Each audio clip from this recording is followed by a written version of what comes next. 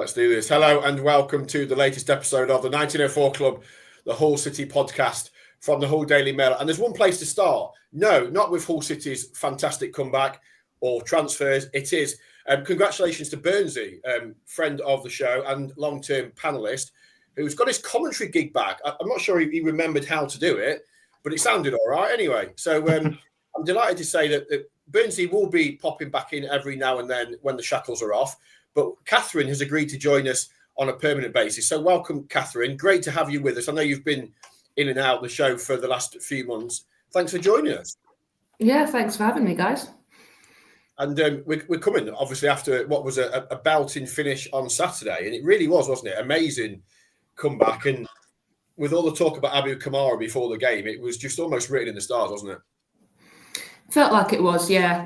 The sort of strange kind of pre-match interview that happened as well, that I think maybe split opinion, and obviously kind of now looks like it was maybe a good move.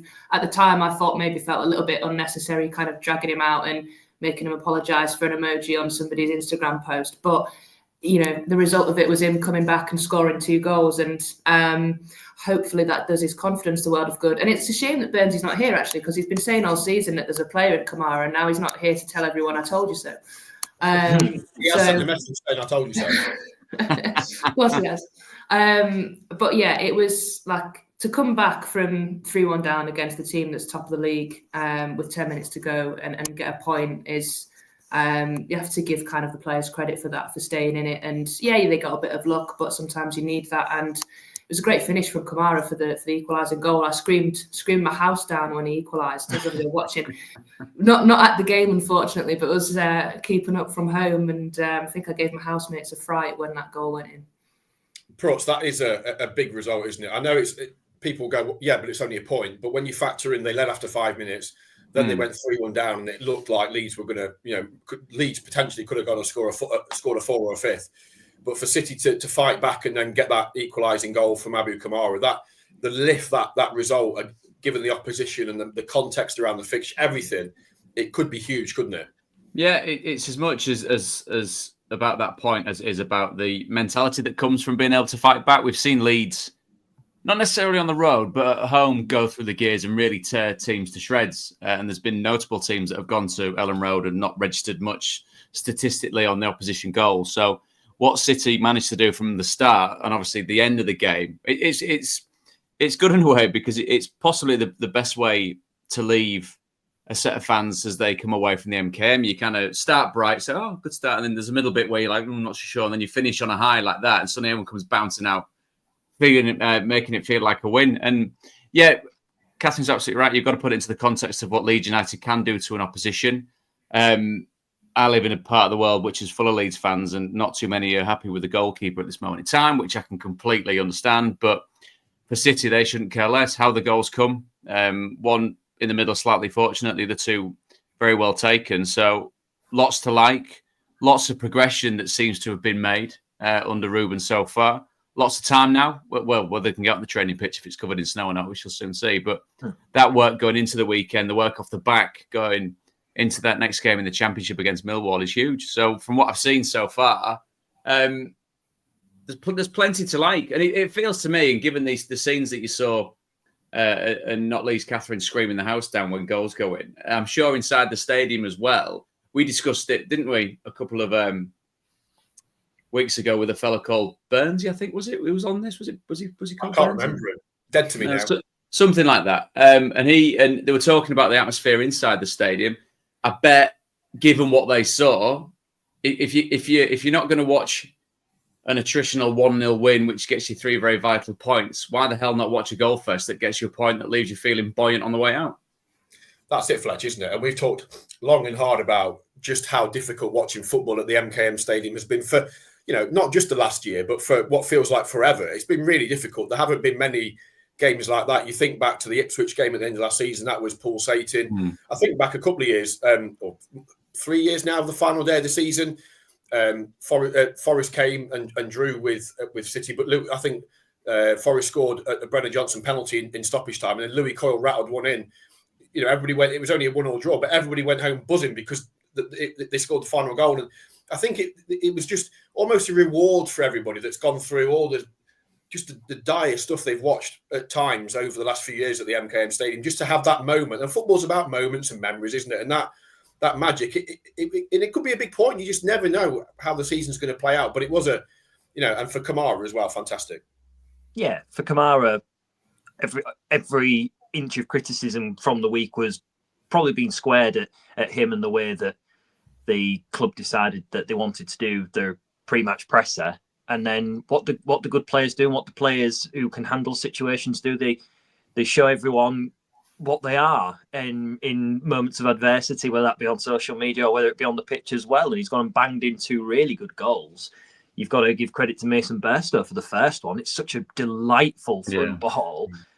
I don't think we would have really seen that under Volta Ball as much as we've seen the tactical transition under Ruben Selles, who's now got more points than any manager at this point in his tenure since Steve Bruce. So things are going along quite nicely for City at the moment. That is great stat.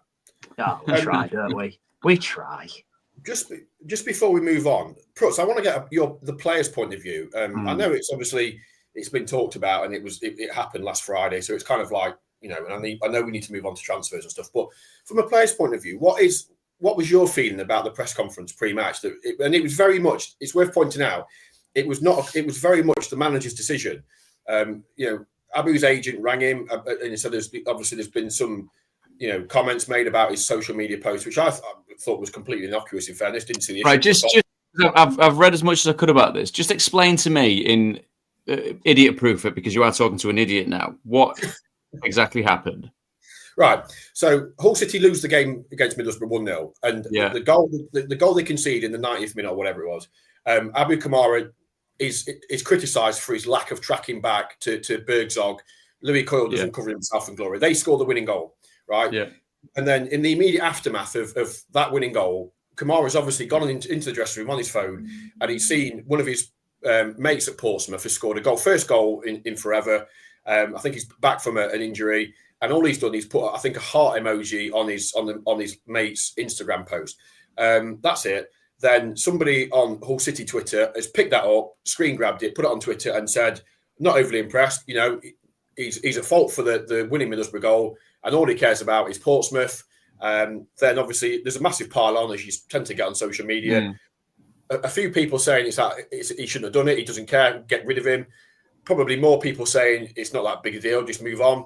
Then we turn up as the media. We turn up to Cottingham on late Friday afternoon, to speak to Ruben and what we think is Stephen Alzate to preview the Leeds game.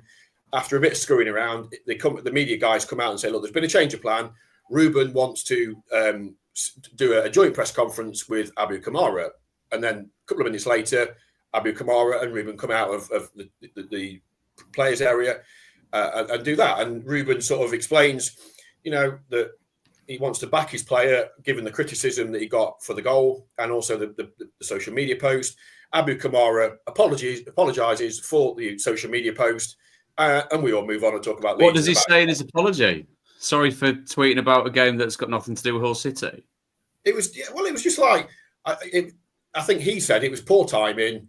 He didn't, in hindsight, he probably shouldn't have done it given the game that they just lost. For me, it was a complete storm in a teacup, enough absolute nonsense. But I presume it's in the context of Hull City being in the vicinity of Pompey, isn't it? That's possibly why. But it's ridiculous. Exactly. If you're stretching it, it's Portsmouth. It was the goal, and obviously a few people got their knickers in a twist about him putting a heart emoji on his mate's post. I mean, it's the modern world, isn't it? It blows my mind, but. There was obviously from Abu's side, it was Abu's agent that contacted him and said, "Look, we need to sort this out. We need to do something about this almost damage limitation." But I guess that's the social media world we live in now. It's mind blowing, but there we are. He apologised. Oh, Christ, Dom. I appreciate you giving me the explanation. But that is a couple of minutes I'm never going to get back on something so utterly ridiculous. I didn't know. Mad. Timing of it's ridiculous from the player. The fact that he's got to come out and issue kind of a mea culpa akin to a politician that's been caught doing something is absolutely ridiculous. I mean, on the flip side of it is maybe it gave him a kick up the arse to actually do something on the pitch. Brilliant. If that's what we've got from it, fantastic. My God. Oh my God! Let's talk about something else. Ridiculous. It is, though, isn't it? From a player's point of view, it's different now because I said let's talk about something else and get on my soapbox. From a player's point of view, I think it's social media with players, and we are talking about a kid who's 21. I say kid, 21, bloody hell. Let's not dial it down too much. They are grown adults, hopefully with that sense of responsibility. Maybe don't tweet straight away after a game. Maybe don't tweet because it's rubbish. But it's happened. It's gone. I think if you held anything against him, then you need to have a good, hard, serious look at yourself, to be honest. Kathryn, do you think it's just one final point on this? Do you think, from Ruben's point of view, though, as bizarre as we all felt it was, and they obviously felt differently, the manager felt it was important to deal with it. The player felt it was important. It wasn't a gun to his head. You are going to do this. They wanted between them to discuss it. If it's got that kind of reaction from the player, and it's got the supporters, because a lot of supporters would have turned up to the game on Saturday, potentially getting ready to get on his back because of the goal on Wednesday night. After 2 minutes, he makes a tackle. The crowd are up, on cheering him, singing his name, and then he scores after 5 minutes. Is it clever from the manager to get that player on side and also, but turn the narrative of the supporters potentially? Yeah, I think so. I think maybe I didn't sort of see the whole kind of, only saw like a brief bit of the apology and, kind of what Ruben Selles said about what happened. But I kind of, at the time, I thought, maybe he could have said a little bit more publicly in terms of just being like, maybe kind of said, he's going to play tomorrow. He doesn't want to maybe tell the opposition he's going to play tomorrow, but maybe kind of said a little bit more in terms of kind of supporting Kamara at the time. But as you said, we don't really know what's gone on before the press conference happened and how that they've come to that decision and the conversations they've had. Clearly, Kamara felt supported enough. That was kind of my only concern of it. It felt like it was like a naughty school kid being brought out to apologise to the rest of the class kind of thing. But clearly, they've had a conversation themselves, and hopefully, it feels like they've kind of got that good relationship, and it's got a response from Kamara, as Prutts said. That's the reaction you wanted it to have. Obviously, if it had gone the other way, we would probably be saying the opposite. But the fact that it's gone well, we can actually say it now. Okay, maybe it was the right thing to do, but at the time, it just sort of felt a bit strange. But you get the good reaction from it. That's kind of what you want. The thing is, as well, with that, I mean, I'm not saying it sets a precedent at all, and this is a little bit of a hypothetical, but if you're gonna kind of equate, so if he'd have had a good game and done that, would there? I presume there would have been less uproar. I mean, if he's there on the pitch not trying a leg, then you've signed the wrong person and wrong player, and that's the recruitment's fault. But you've also got to look at if you're going to get a player coming out and apologising, the broad spectrum of where apologies should then come from. Do you trot the whole squad out for not winning in 14 and 13 games and basically getting a manager the sack for being poor? I mean, that's surely more infuriating for a fan base rather than a love heart emoji on a tweet, for Christ's sake, isn't it? You know what I mean? Do you drag the whole squad out and say your run of form after winning 4 on the bounce has got us into the bottom 3 and to the bottom of the table?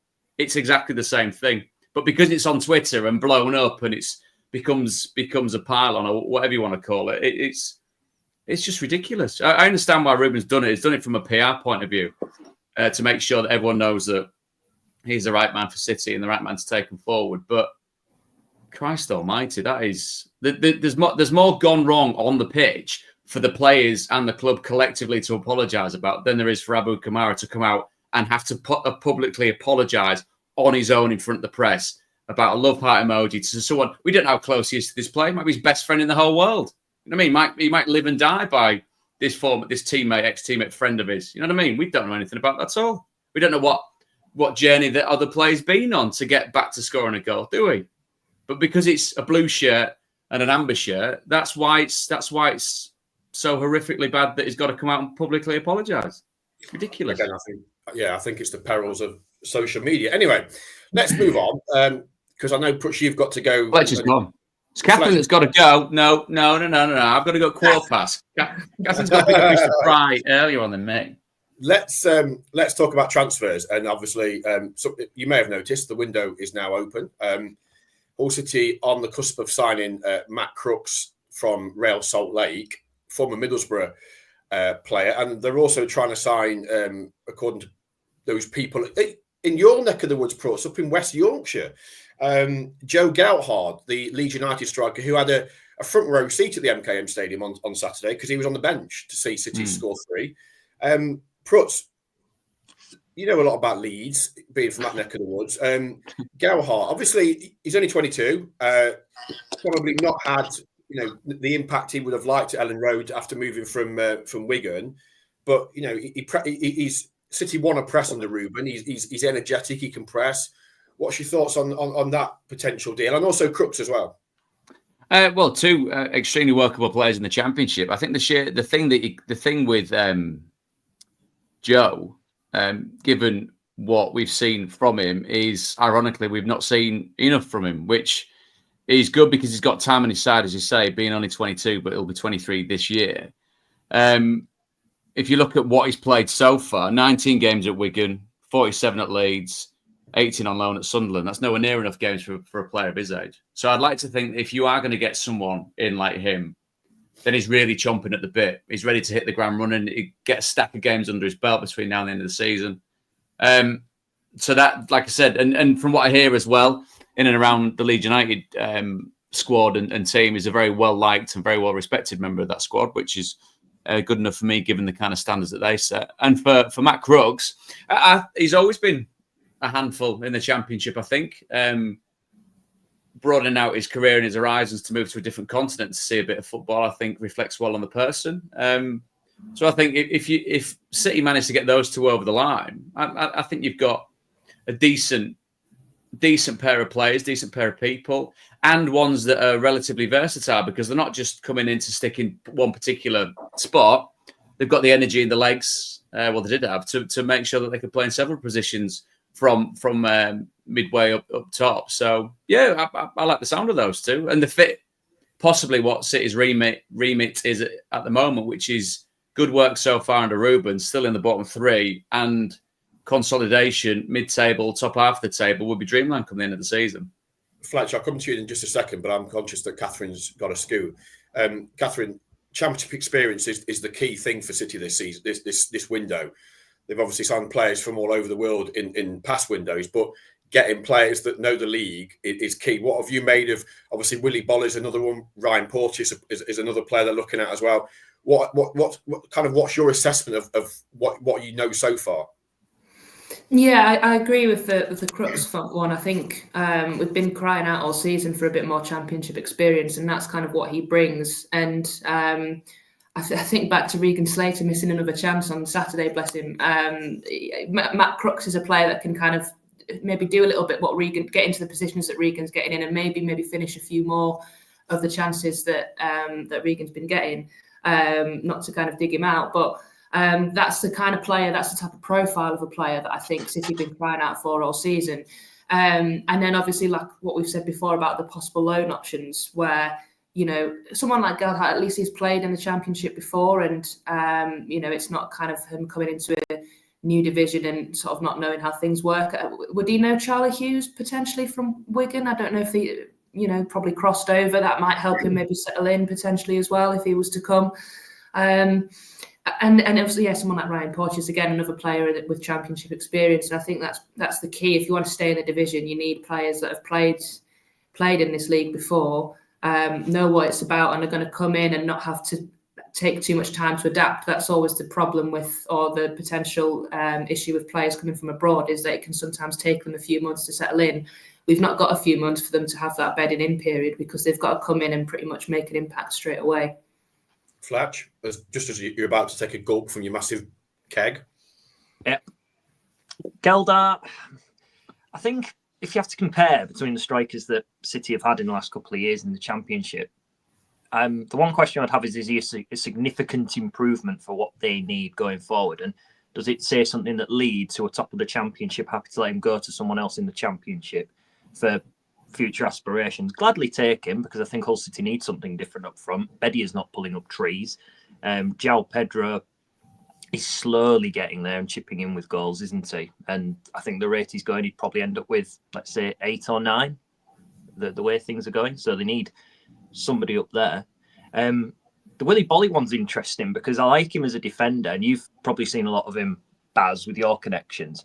But I think at the moment now in the Championship for Willy Bolly in particular is if everything's in front of him, great, because he's a very stern and steady defender.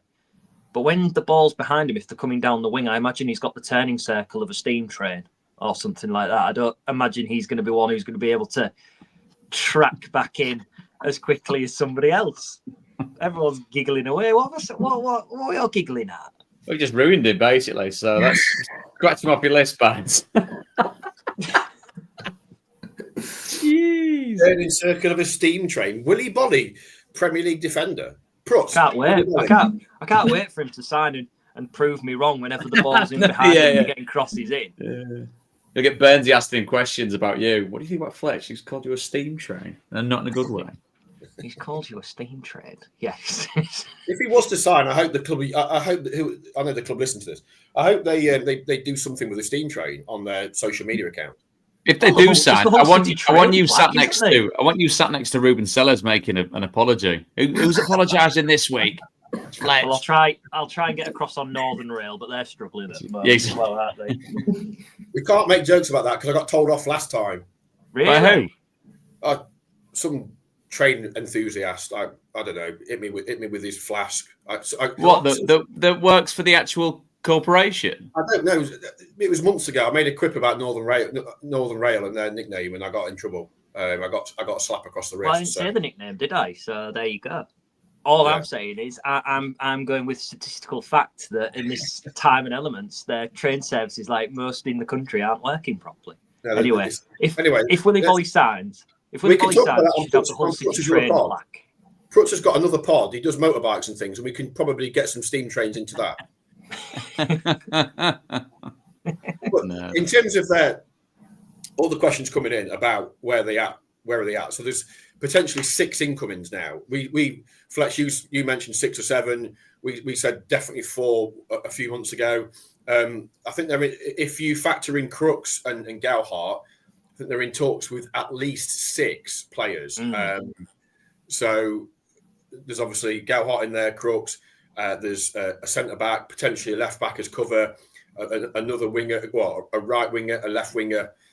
So things are happening, and they would want 2/3 in for the Doncaster game. Now, obviously, we said before they wanted a couple in for the Leeds game. That didn't happen, but we feel that by the time people listen to this, Matt Crooks may have signed. He was in for his medical on Monday, and he spent Monday night in Hull. So. And that's expected to go through today. What are you laughing at, Prutts, when I said that? Kathryn knows what I'm laughing. You said that in such a way like it was Monday night in Hull. Come on, this is a Hull City podcast, man. Jesus. He spent Monday night in Hull. There you go. He did. Probably went to the Panto or something. Oh, no, he didn't. Oh, yes, he did. Kathryn, what have you let yourself in for? Jeez. Telegraph standard writer just sitting here listening to rubbish old man jokes, just going, what am I doing? She's probably thinking why she joined this silly gaggle of geese, hasn't she? It's your fault. You're the one that's She's come in bringing professionalism and accountability, and she's got to cope with this. It was never going on from the start, was it? Let's be honest. So potentially 6 new arrivals and a bunch of players going out. Obviously, we know Marvin Malan's gone. Will Jarvis signed a 3-year contract at Notts County. I think City got a bit of a fee for him.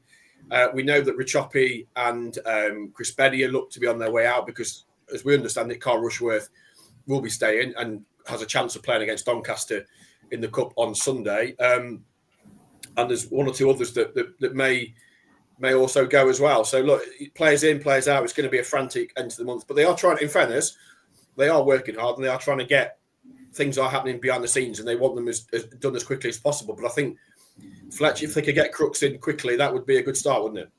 Yeah, and Crooks is definitely a player that I think they've been crying out for some time, and Kathryn can maybe come in on this as well, because he reminds me, in terms of midfield, from his desire to go and get the ball as well as his attacking instincts. I think he reminds me almost a little bit of like Jake Livermore in a way, because he's quite happy to go and take a tackle, get a card, because I think he got something like 15 at Middlesbrough in his last full season, something ridiculous. But that's what Hull City need in the midfield for me. And I feel for many, many years, this is a criticism. I feel like they've been a little bit too nice in their midfield, and sometimes been either been overrun or they just haven't been brave enough to go in and take a big sturdy tackle. From your experience watching City, Kathryn, what would you think to that? Yeah, I always go back to, and I'm probably going back too far now, but that kind of like romantic view of like we've never had an Ian Ashby since Ian Ashby left, and it's just kind of felt like I do agree. I do think they've needed someone to go in and put a tackle, and yeah, maybe Livermore when he was here, he sort of did that a little bit, and maybe you don't think of him doing that because you potentially you see him as more of a footballer, and maybe you overlook the actual football side of things that Ian Ashby did. But just somebody to, yeah, as you say, get stuck in, break up play, but also offer other things as well. And I do think they need more in that midfield. I think Regan Slater, as much as we can sort of joke a little bit about him missing a few chances, he does a lot of work in that midfield, getting up and down the pitch, and he's been pretty much playing every game. And at some point, you probably will need a rest, and he will need a little bit of help in there, and another engine to somebody to kind of get up and down the pitch a little bit. So that is probably what they've been crying out for. I would agree. And just before I head off, it's interesting, Baz, that you saying that Rushworth's staying, because I know Pandora's obviously been pretty decent all season. He did have a couple of mistakes against Leeds, which hopefully don't kind of creep in, and hopefully it was just kind of a one-off, because goalkeepers are never going to go through a whole season not making a mistake. But one thing that Rushworth was talked about was for his distribution. And I do think that's the area where Pando's maybe let himself down a little bit over the season, or he's not quite as strong in that. And obviously the third goal comes from distribution. So if Rushworth does play against Doncaster, I know he's playing against League Two opposition, so how much you can kind of take from it. But whether he does impress and whether his distribution is so much better that he actually does come in and start challenging Pandor, but then maybe you don't want to start changing your goalkeepers when you're in a relegation battle. I don't know, but interesting that he's staying and not going. Yeah, absolutely. On the subject of Prutts, 2.5-year contract, Prutts, for him coming back from Middlesbrough, and he's still. I know he was at the Hull City game back at the end of November as their special guest. That's for him. It's a big move back, isn't it? Because obviously he took the leap to go to the MLS. Having been a really popular, successful figure in the Championship, what would be his motivation, do you think, for coming back? I think as much as I covered MLS for quite a while, I really enjoyed it. And whether, obviously, being out in Salt Lake would be, let's be honest, I mean, quite literally in many, many possible senses, a world away from what we would be used to with regards to on the pitch and off the pitch. As I said, I've got full admiration for someone that upsticks and goes and sees a different part of the world. It's not a million miles away from the rest of Western civilization, is it? But it's a different way of living, certainly in that part of America. 30 years old, if I'm right. He always was a big, energetic, physical presence. Piggybacking on Kathryn's point about what City could possibly need. And some really workable experience across the division. So I think it's probably as much to do with getting back into the Championship and we don't know what family ties are like either, do we? It's a long way to be away from your nearest and dearest, the continent away. So maybe there's a semblance in that. And it's quite transient, MLS in general. That's a broad generalisation.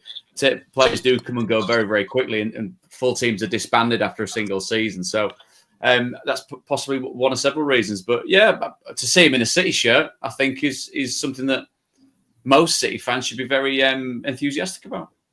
Kathryn, I know you've got to go, but just before you do, what are the key areas do you think they still need to strengthen? Obviously, we've talked about the players they are targeting, so like a centre back, a left back, wingers, striker. That's pretty much the whole team covered. But specifically, where are you? Every single position. Yeah. Specifically, where do you think they need? What are the most crucial things? I know we've talked a lot about the strikers, but I keep thinking about the goals they're conceding, and so many of them feel like carbon copies of each other, and a lot of it is about not stopping crosses. And I know you've mentioned the left back, a full back on either side. I think they've got to bring somebody in. I mean, it'd be great if they could find someone that could play right and left. I think left probably more the key area. Having said that, quite a lot of the goals have been coming in from crosses from down our right hand side in the last few games. So if they could get one of each, maybe that wouldn't be a bad thing. So centre back, full back, stop the crosses coming in, and if the crosses do come in, someone that can get to the ball first, ideally, because we are conceding too many similar goals in matches. So as much as scoring and lack of quality up the pitch has been a problem, defensively as well, they keep sort of making the same mistakes. So definitely a fullback, I think. And on that note. Thank you very much, Kathryn. It's overlapping out of here. See you guys. See you. Prutts, what have you made of Ruben so far? Obviously, results have picked up. As Fletch says there, he's had a bright start in terms of points, inherited a really difficult situation, an awful lot of players out injured, confidence on the deck. And obviously, I know you with your job at Sky as well, you speak to a lot of players, ex-players and current players. What's your feeling on Ruben so far? I think it's been a positive start, as you quite rightly say. It was the position that City are still in, but was a tad more dismal when he took over. And not only that, it was a feeling around the place. We'd heard little bits, hadn't we, about players not happy with the way Tim Walter went about leading the side, which can be subjective. If you are on the end of a certain way of being treated and someone else is being treated differently, then therein lies different opinions on that. But it was a managerial appointment that was a complete disaster, wasn't it? So Ruben coming in with the good experience and reputation of what he'd done at Reading, obviously hand in hand with coaching experience elsewhere, was a really bright appointment. You can absolutely tell he's mad for getting on the training pitch and not say that most managers aren't, because everyone is, but mad for getting on the training pitch and working out the conundrum, which is to get City out of the bottom three.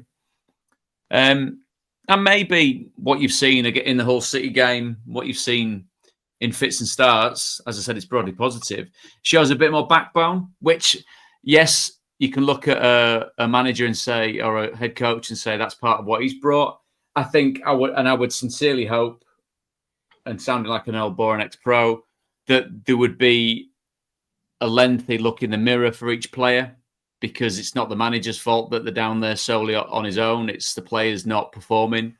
It's the players not being able to see out games, not being able to have the fortitude to come back in games, which we've seen a little bit more positively in recent weeks. So a collective kick up the backside that comes from a new manager's voice and the players hopefully seeing that what they've done so far was nowhere near good enough, puts them in a decent enough position to use the second half of the season to get saved, because that's simply what it is, isn't it? Level on points with the team that's fourth bottom as well, with that little gap between themselves and Luton.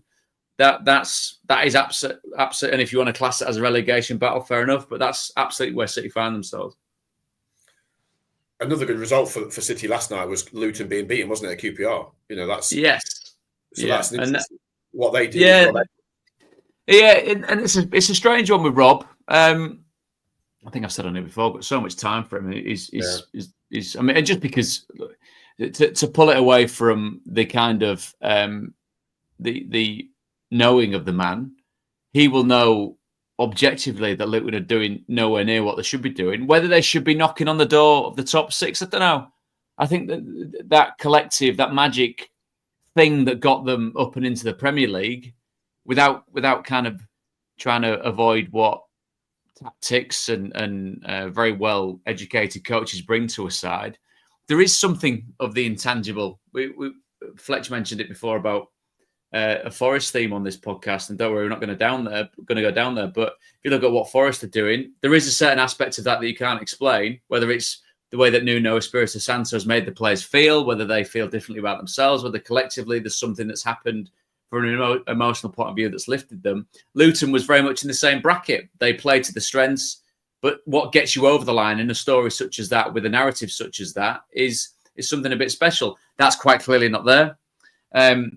So that sense of perhaps expectation on Luton hopefully folds in well with Hull City's attempts to try and hunt them down. Then once they catch them, they go after someone else. And once they get them, they go after someone else. And little by little, you pull your way out of trouble. But it's by no means anywhere near the end of the race. But the initial first steps under Ruben have looked very positive. And Fletch, that team spirit that we've just talked about there with Nuno and what Rob Edwards did at Luton last season, and we've seen other times before that, Ruben is working really hard, isn't he, at getting that team spirit and that togetherness in the dressing room, but also with the supporters. Yeah, absolutely. And I think bizarrely, the Kamara. We're not going to go back into the Kamara situation in depth, but I actually thought it was a masterstroke what he did. I think because I've seen clips of Ruben online where I think he was at Peterborough when he was Reading manager. It might have been Peterborough, it might have been somewhere else, or Wickham or somewhere like that. They were playing away somewhere. And the full-time whistle had gone, they'd won the game, and all the unused subs, as you normally would, or those who probably haven't been involved in the game, just make their way down the tunnel and just get themselves out of the way. But Ruben's like, no, I want you all on the pitch. We're all together. I want you all as a group, and I want us all to head over to the away end together as a big unit and a big team. And I think that's something that he brings the side. And I think he's helped relax a couple of players on the pitch. And Rainbow Tigers asks the question, a two-part question. Is Ruben Selles the best tactician and also on course to be the best motivator that Hull City have ever seen?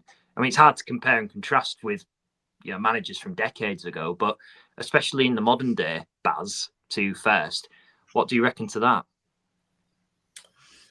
I'll throw it back to Prutts, to be fair, because he's the ex-pro. I think time will tell. Whether, I don't know. That's the thing about tactics, isn't it? Having seen bits of what he's done and having spoken to people that have worked with him that absolutely glow when they see him talk. So when they talk about him, that there is potentially a very special manager in there. That, as I said, though, that time will tell. To class him, put him in that bracket, whether that's purely just down to tactics, but again, without sounding too much of a romantic and not having a single coaching badge under my belt, what Phil Brown did, what Steve Bruce did, you know what I mean? Just because they're older managers that did it in a certain way doesn't mean that it's no less tactical what got City into the Premier League and had them into the Premier League in a, albeit a briefly sustained way, if briefly sustained is an actual, not too much of an oxymoron. And I remember watching City go up under Steve Bruce in the playoff final against Sheffield Wednesday. And for what is such a monumental achievement, for what is such a tough thing to do, City swaggered down to Wembley, won convincingly, but with a small scoreline, buggered off back up the M101, and they were, that's how we get promoted to the Premier League. Everyone else is watching us, so that's a different incarnation and a different set of players as well, Fletch. Isn't it? It's a different.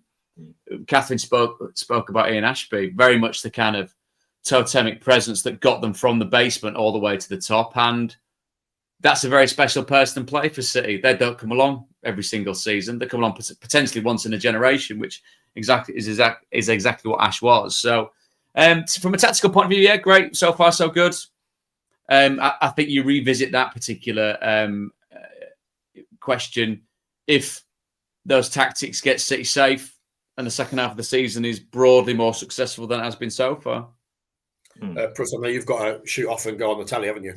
I do, yeah. I'm gonna. If you're still on in about 15 minutes' time, you're gonna see. Look, Michael Dawson's on again. If anyone's watching this, Dawson. You know, the good thing is you don't need a microphone with Dawson because of his big booming northeastern voice. Is that Northallerton? Northallerton, but Laban, in fact, Laban's finest.